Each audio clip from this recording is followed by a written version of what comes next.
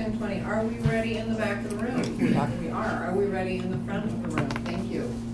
We will reconvene this meeting at 10:21 this morning, and we are moving on to agenda item number 20, which is discussion and consideration of an order in the matter of assessing costs for the abatement of the solid waste violation at 22250 East Beaver Creek Road, Cloverdale, Tillamook, Oregon, Township 3 South, Range 9 West, Section 16, Tax Lot 1200. We have David McCall, who is with us, and what I would like to do at this point is just refer to the ordinance language under which we are hearing this item. It indicates that upon receipt of the written report, the board shall hold a hearing to assess costs for the acts performed under Section 9.04C of this ordinance and to determine persons liable for payment of these costs. So we have David McCall with us today, who's going to start out with presenting the report in front of us. David. Yes, good morning, Commissioners. Good morning.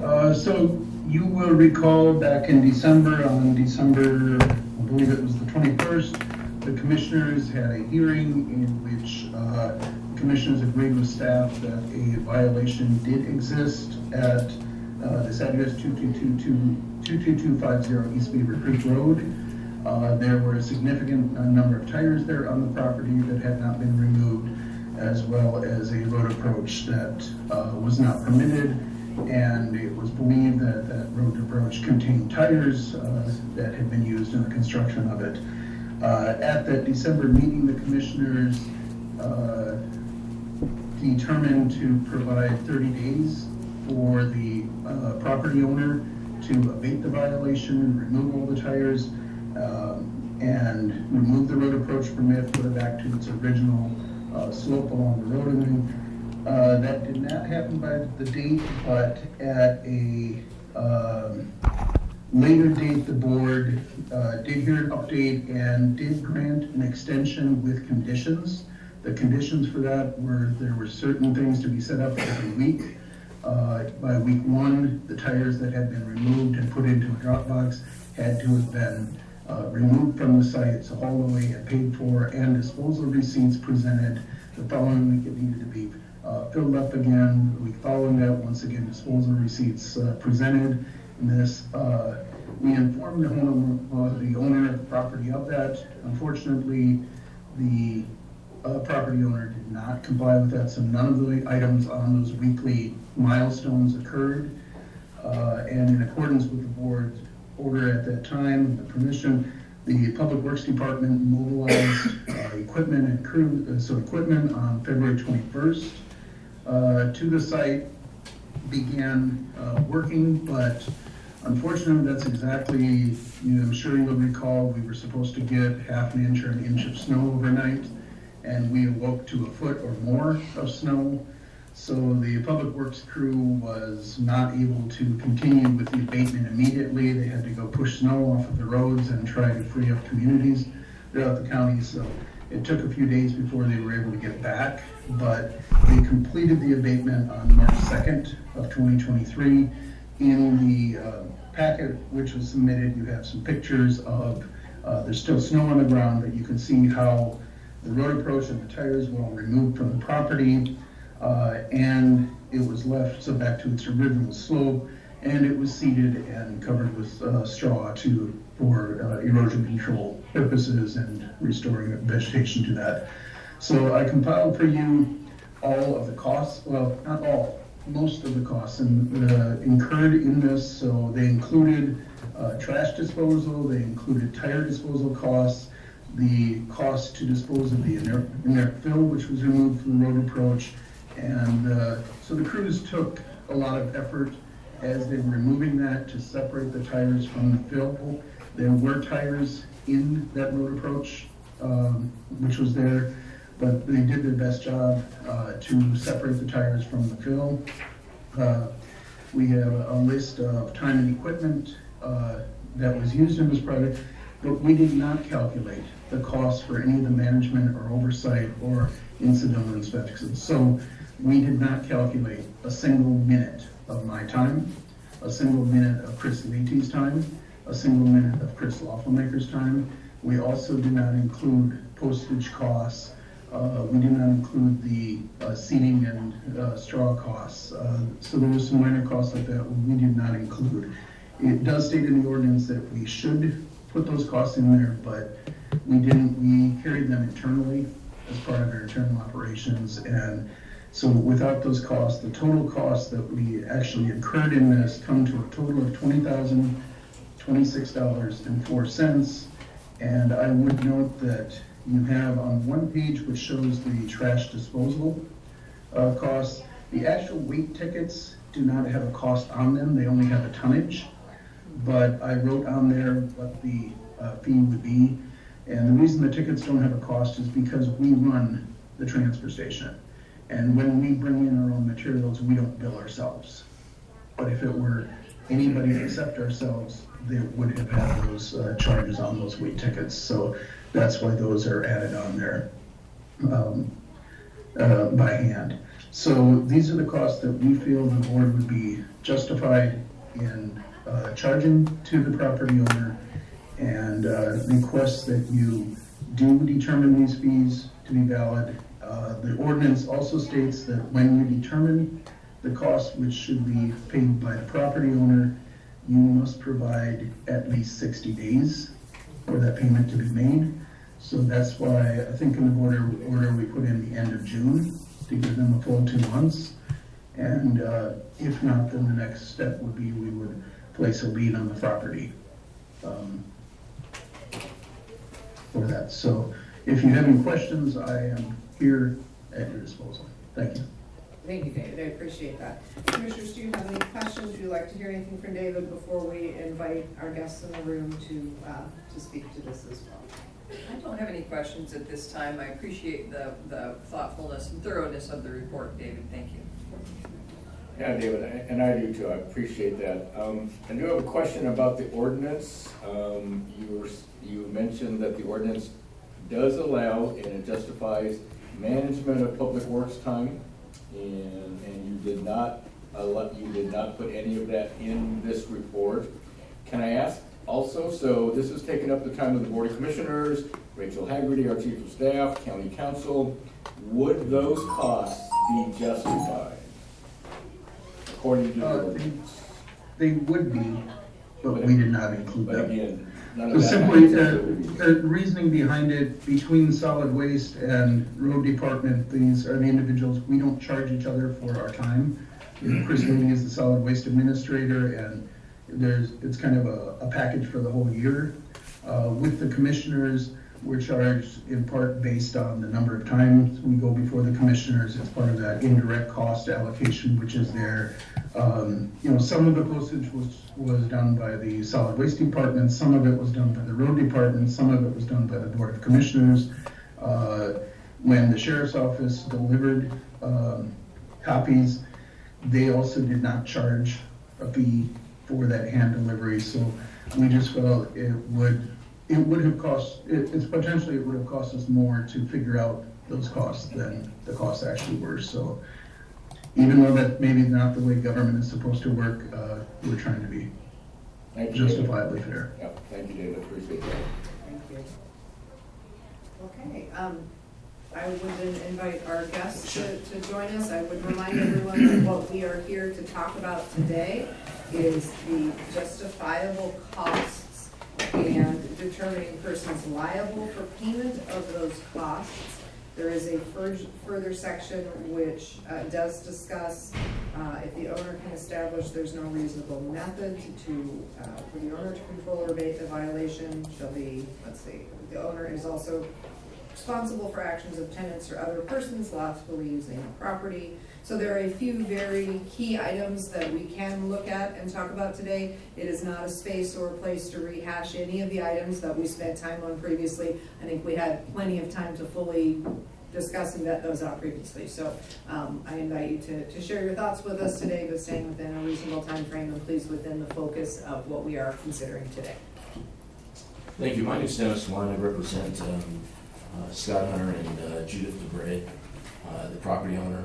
And just a few things that I wanted to raise in your consideration of the abatement costs. One, the property owner, she's on a fixed income. Social Security only has $700 a month coming in. And so a lot of the problems that they've had have been associated with the fact they just don't have any money. Even when they were doing the cleanup on the property, they said, as he had testified, that they had done one load and then they went to the second load. Well, the reason they didn't do the second load is they didn't have the money to pay to go beyond that. So, there was, so it wasn't because they didn't want to do it, they just didn't have the money. And now the issue is there's another $20,000 in cost, which is going to further the problem because they don't have the money to pay that, if that's imposed. With respect to, even the amount, if you consider the amount for this abatement exceeds the cost of what they even paid for the property originally. A couple other, another issue is the fact that, just the items that were removed also exceeded, I think, the scope. I think originally in looking at the paperwork, it was the issue of the tires. And that seemed like it was the major thing. And then I think it was expanded to say that the fill material, was material that was brought from the county's site. That they had another project that had given them the material, the fill material. And then that same fill material, a substantial amount, was used at the property next door, which he was not abated, and didn't remove it. And so the cost of having removed all of the fill material, I don't know if that was within defined, but certainly it did say that they were going to do an abatement of the, I guess, the fill material, because they were concerned there were tires under it, which I don't think they did find any tires. There were some tires around the border of it only, but not actually mixed in with it. So it wasn't, it was only around the periphery area of that. And around. And then a further issue is that they had talked with him and told him that he could separate the tires that were his, which he did do, and he put it under a tarp. Those were all taken. In addition, there were substantial items. I've got a list here. He had a tent. He tried to arrange it a little bit, and what he did was he had a number of items, or many items, in a tent, and then around the tent, two tents. And so, if I could, I'll hand you the items. And so, and I think that's part of the thing is, may I approach her? Yes, no.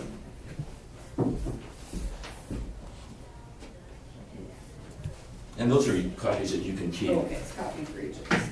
Well, there's not a copy for each. It's one copy Oh, this total. is one That's copy. all of that. One page is items that were in the tent. Were Yeah. 2 pages. And one page was in the tent, and then 2 pages were stuff that was stored around and tires. And then the other one was the tires. So if I may, these were items that the owner wanted to keep? Right. And part of the problem is when he was there, I think that the officers were there, or a deputy Robertson, or I'm not sure who it I was. think it was Robertson. And they told him that he wanted to be there to facilitate and tell him, what's his, what's not his. And they said, you go home or go to jail. Right, so And they just took everything. because when I first got there, I heard the excavator going on the other side, and I went over there, and they had already just taken out all my personal tires dang near, and I went down there to tell them that, hey, you're not supposed to be taking my personal tires, which were right stacked next to the 2 tents that I had construction material in. And those were still there, but as soon as I said that to them, the sheriff had called me up the hill and told me to go home or go to jail. So I couldn't even stay there and watch them do anything on my own property. I didn't understand that. It's not like I didn't threaten them in any way. I never, I understood why they were there. Thank you. So what I have here is a list of things that you were taken that should not have been taken. Do you have a total value for that? I see that values have been assigned to each line item. He was just going down to the store to figure out the values. Yeah, and the rough estimate, it's like $18,548.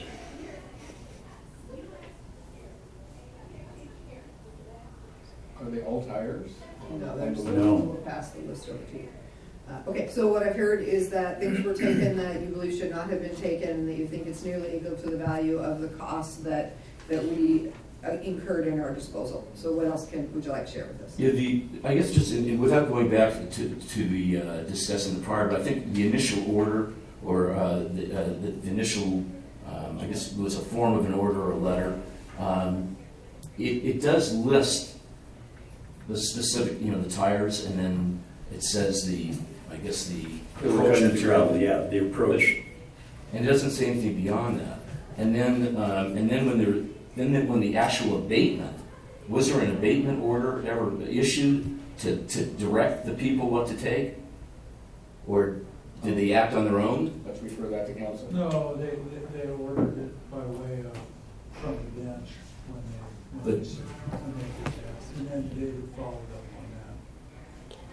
But there was no actual abatement order, something where they're specifically telling them what to do or what they can't do. And that's part of the problem, is that when they went out there, they just went way beyond what was necessary. So David, do you want to address the abatement order question? Yeah, so I would refer you to the letters from the county dated February 2nd and then February 16th. The February 2nd letter outlines, that's the one with the weekly milestones, which were to be done, and that was delivered, and we have receipts for it. The February 16th letter was informing Ms. DeBrey that the conditions had not been met, and therefore Public Works would be mobilizing to go out and perform the abatement. It might indicate that that's, if that was it, because that's all I saw in there.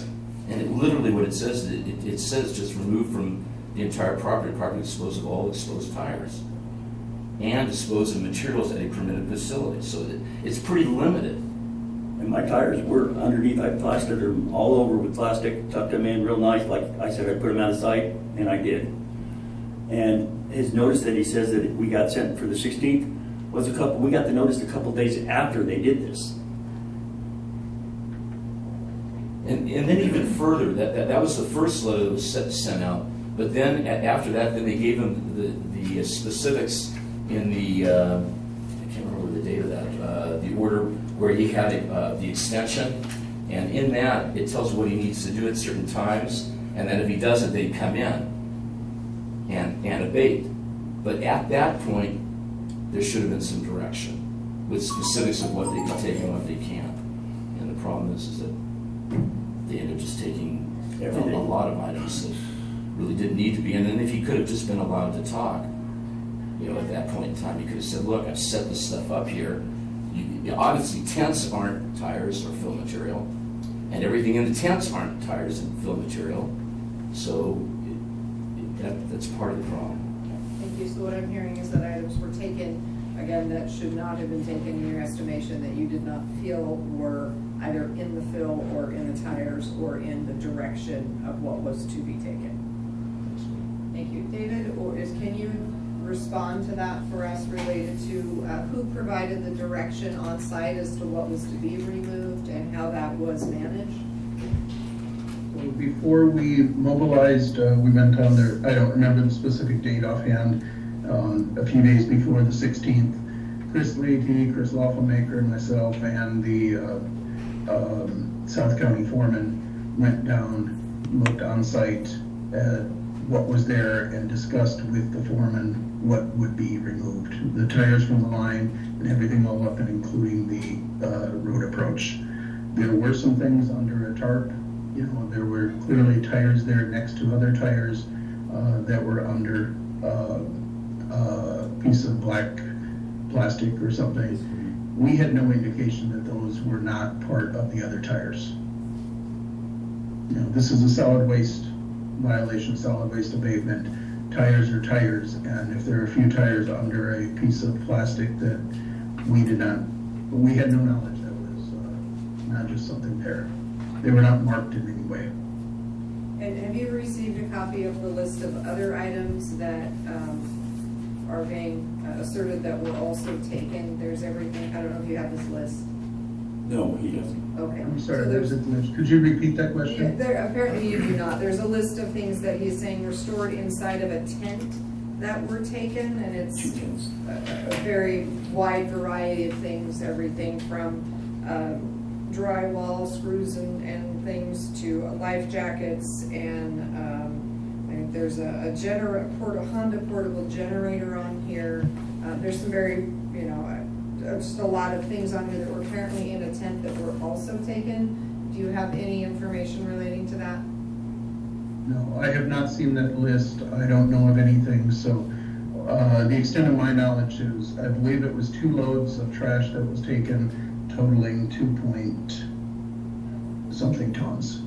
And so when we say trash, that was something that, from the estimation of those who were clearing it, was part of the road approach and/or part of the tires?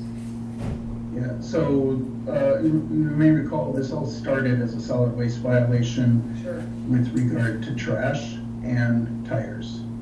And then originally they picked up a lot of the trash and moved it.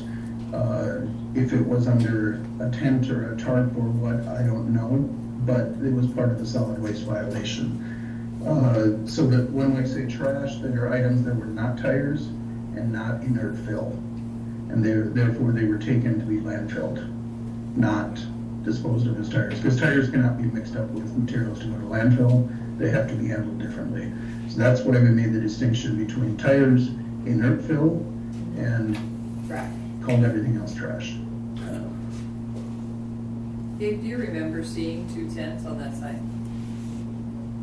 I remember seeing one, I recall it as a tarp, but it may have been a tent. Honestly, I don't know at this point. I'm not in the office and don't have my old photos and things in front of me. That's okay, thanks. It's not the tents are not in any of the pictures in the report.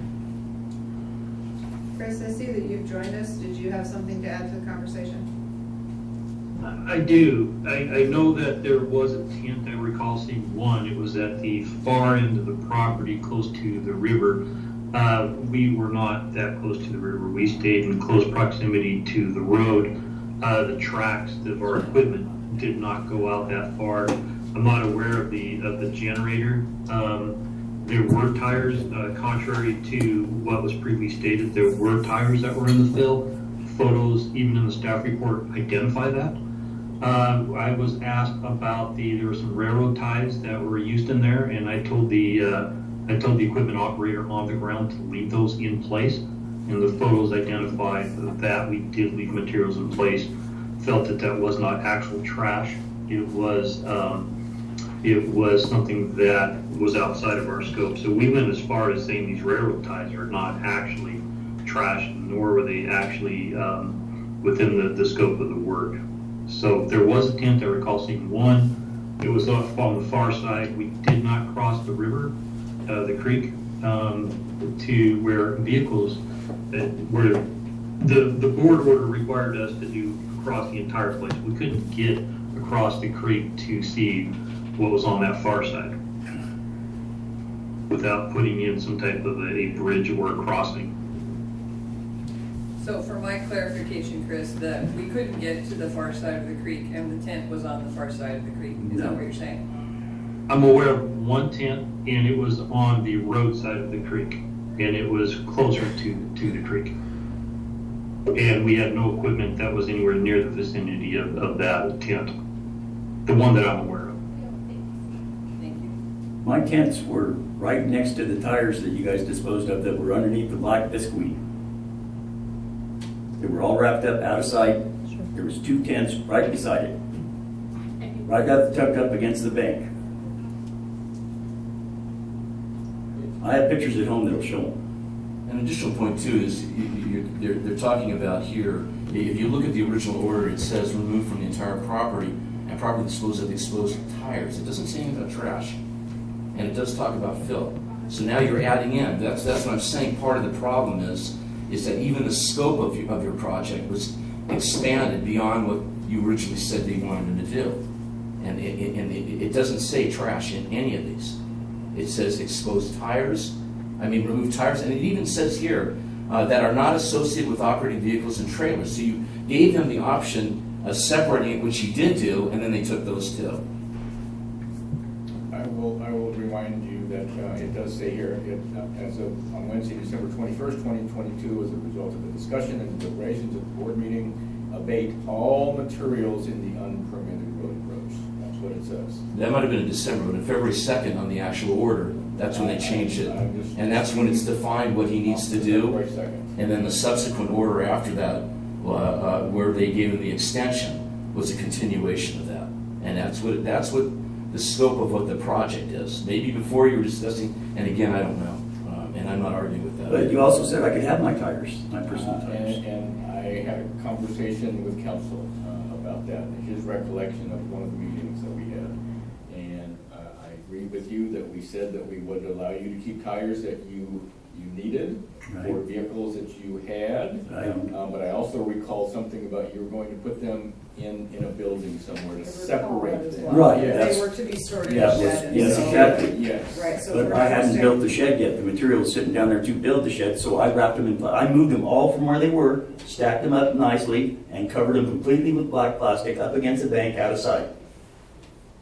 And he was there to talk about it as well, but he wasn't allowed to.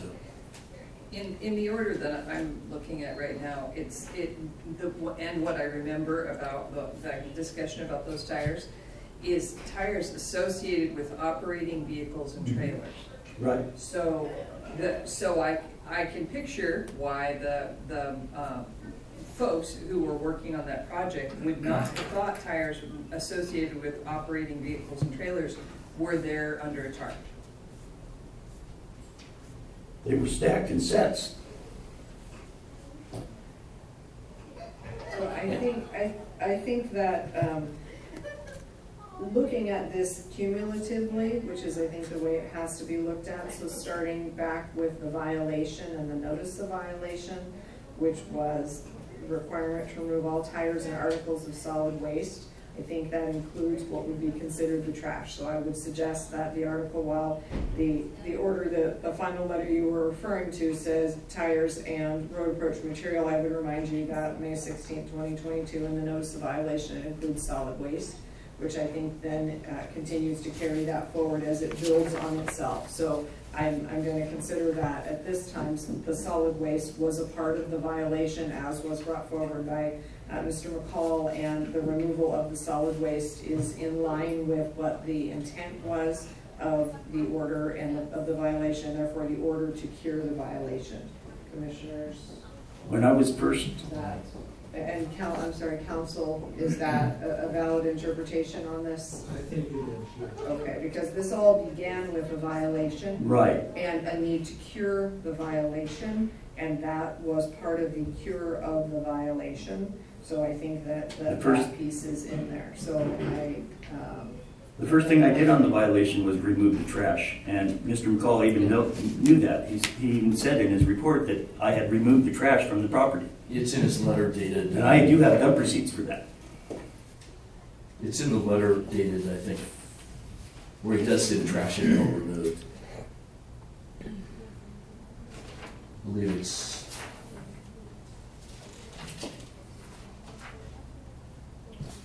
And I do understand the tires that were under, I told them from the beginning, when the bridge company and the people that did the bridge dumped the gravel in there, I had put up a tire wall to keep all of the debris from going out into the lawn and into the field.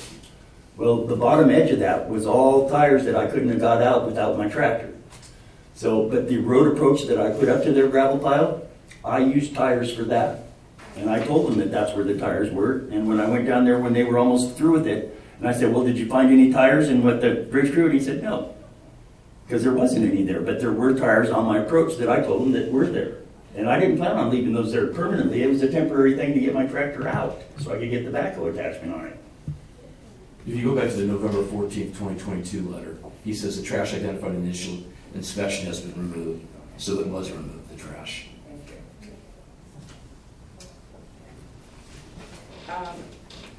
I'm concerned that there's no, there are no pictures or there's no documentation of the stuff that that you feel was mistakenly removed? I have pictures of the tents. They're in, at home.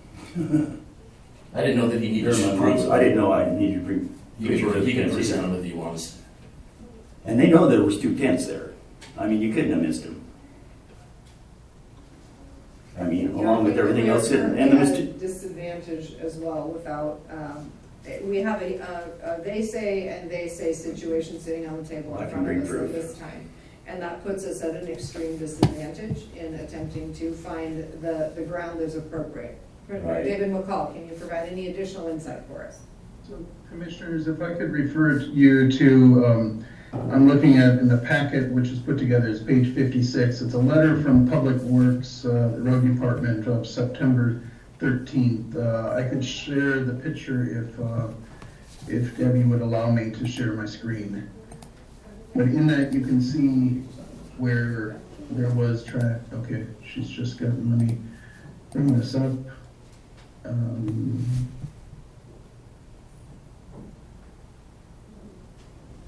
You'll see here, this is looking from, let me know when you can see this. that was, You see Yeah. that? okay, that whole pile of trash was removed. So I took Okay, it straight to the lower dump. left corner there. Okay, That sorry, is- excuse me. That is the section that was, in September, that was identified as trash laying around there. So that was piled up, and then there was something under a tarp or tent. I have no proof. I was never provided with any proof that anything was hauled away. It may have been put under a tarp and tent. What we saw there was a pile of something under a tarp that, and as I said, as this began as a solid waste violation, and with this picture as well, would justify that, in my opinion, would justify that being treated as solid waste. Thank you. And Chris, I'm gonna ask you, though I assume there are no pictures from just prior to the work being completed, and then once the work is completed, that can be shared with us to attempt to determine if there is a visible and identifiable tent involved prior to the removal and disposal as done by Public Works. So the staff report does show some of those photos.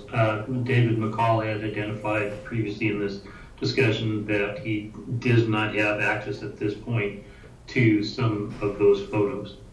There is some post-construction photos that were included in the report. I do recall a tarp adjacent to, at the base of that. I could be mistaken, it could be a tent, but I recall a tarp over the items. When you looked at stacked in sets of tires, the whole property along has stacks of tires.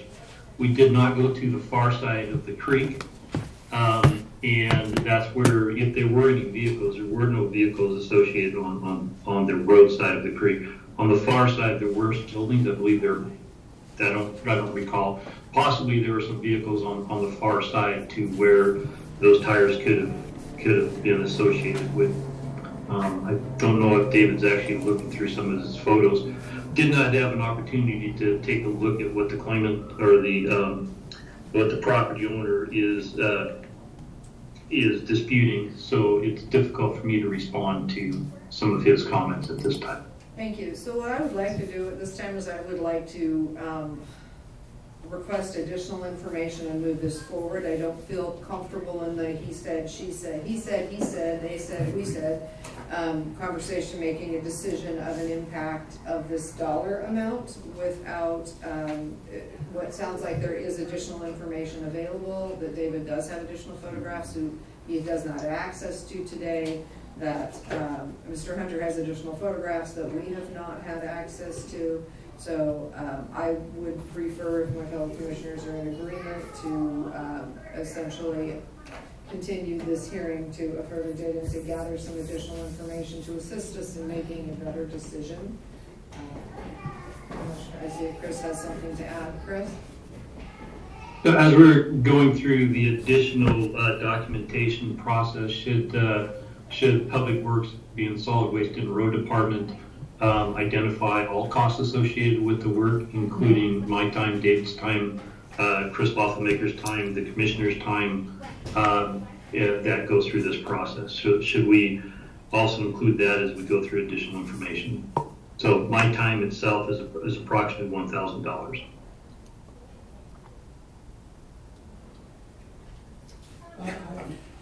Would that be as a punishment? Well, no, It would be additional time required. Go ahead. I think we'd have to start over from square one, give them another notice of how much the costs were, so, you know, and my other suggestion, I prefer you would be if you want to take additional evidence, you just want to, like you do in the land use hearings, just close the public part, the oral testimony, and then get whatever additional written, documents you want, and then come back and make a decision at a later time as an option too. Thank you, I appreciate that, because this is not a typical public hearing with typical public hearing rules. This is a hearing specifically under the solid waste ordinance, which puts it into just sort of a different category than we're used to in land use, so I appreciate that. So what I would like to do is to continue this. I would like to ask for photo evidence as it exists both from Public Works and from the claimant, so that we can try to make a clear understanding of what was removed from the property by per what we can see. Because this list, while it is it's long and it's informative, there's absolutely no way for us to justify or verify at this time any of these items. And so that makes it very difficult for us to consider that as part of what we're looking at. So my request would be we have photographs, both sides, if you'd like to type up a chronology, but I would agree that at this time we will not take additional public comment. Madam Chair, if I may have Yes. one comment. So can I ask how you developed the costs on your list of I went to Les items? Schwab, and then I went down to Rosenberg's and into Tillman's Sporting Goods. So you're saying that all of these items Those are are new? brand new, yeah. So that's a high figure. I asked him to put a value of some sort. He didn't, when he gave me the original list, he had no values. Right, see, like the tires, most of them had like 75%, maybe 60% wear left on them. You know, they weren't brand new, so But it you has to added be, a new cost, a brand new cost. that's a brand new cost, As yes. well as like the generator and things, I'm Yeah, looking the at this generator was list. used, I agree. I'm looking at this list and It would be diminished from that. He just Yes. put a value because there was nothing, and I told him that he should have something. That's what he did. So I went around and It's I not- just got It's not costs. saying that's what the value is of those items. That's the value to replace them. To replacement cost, so. Okay, so is it clear that what we're asking is if you have photographic proof that there was a tent there, and photographic proof of what these items were that were in that tent, if you have something that you can give to us, that would be extremely helpful. I think similarly, David, if you or Chris or any of the folks at Public Works have any additional photographs taken at the time of the work, that would be helpful for us as we move forward. Okay, with that, I would like to close this agenda item for today. And, you want to give a time frame, maybe Commissioner Starr to get it to you, Yeah, can we have this, I don't expect we would get it by next week's meeting, but can we put this out 2 weeks? I would like to get this order finished. And so would I. So, I see, David, was that a thumbs up? Your picture's kind of narrow, and I can see your hand out of frame. Thank you. Okay, 2 weeks, we will have materials with 2 weeks, which means it will likely come back to the agenda in 3 weeks or slightly more. Okay? Thank you. thank you for being here. Thank you for your time, Commissioners. But if we were treating it as a hearing, should it need to be said, I would close the hearing. Should that need to be said, we're kind of funky land, where it's not the same as a normal public hearing. Thank you. Okay, item number 21, discussion and consideration of an order in the matter of the reappointment of a member to the Potomac County Thank you. Tourism Advisory Committee. Rachel Haggerty, Chief of Staff. Larry Oswald is an active member on the Tourism Advisory Committee, and his term is expiring on May 11th, and he is still qualified and willing to serve on the TAC. And so this board order, if approved, would reappoint him to the TAC. And he is representing the Central County Transient Lodging Providers. Okay, thank you. Questions or comments, commissioners? I'm grateful for Larry's service, and I'm grateful that he is willing to continue serving. They have the oh, of course, now the name of his business just flew out of my head. It's the Covered Wagons. It'll come right back to me. It's the Covered Wagons. Conestoga wagons, yes. Yes, at Twins Ranch. Twins Ranch, thank Okay, you. yeah. Yeah, so he and his wife Cindy have Twins Ranch, and they also recently purchased the Rail Riders. And he's also serves on the Parks Advisory Committee. He's retired from state parks, and they're just outstanding partners. So I'm really grateful that he's willing to serve. Excellent. Perfect. And as always, we very much appreciate our volunteers. We do. We do, for certain. So thank you for your willingness to serve. I think we are ready for a motion. Madam Chair, in consideration of an order, and this is order number 23-019, an order in the matter of the reappointment of a member to the Tillamook County Tourism Advisory Committee, I would move approval. A second. We have a motion and a second. Is there any further discussion? Hearing none, I will call for the vote. All those in favor, please signify by saying aye. Aye. Aye. Motion carries. Thank you. Okay, board concerns. Do we have any board concerns today?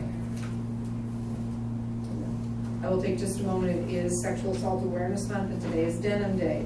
And I will be very brief because we've already had a very long meeting, but just a reminder that we wear denim during Sexual Assault Month to stand with survivors and to show that we believe survivors. And this comes from a case back, it was in France actually, quite a number of years ago, where a judge there took a look at a woman who was sexually assaulted and said, so you were wearing jeans that night? And she said yes, and he said, well, your jeans are too tight for someone to have taken them off you, so you must have been a participant in this. You were not actually physically assaulted or sexually assaulted.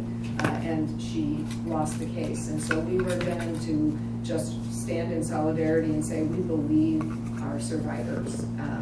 That's an absolutely ludicrous thing for a judge to decide. So just reminding everyone it is Sexual Assault Awareness Month, and we stand with and believe our survivors. So that was mine today. Thank you for giving me those few minutes. It's been history.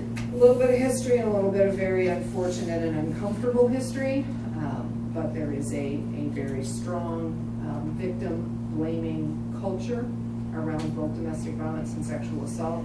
And one of the things that we have to do is stop asking the question about what she did and ask the question about why the person who has assaulted the person is allowed to get away with it. So just an important question, an important reframe that I think we all can walk with.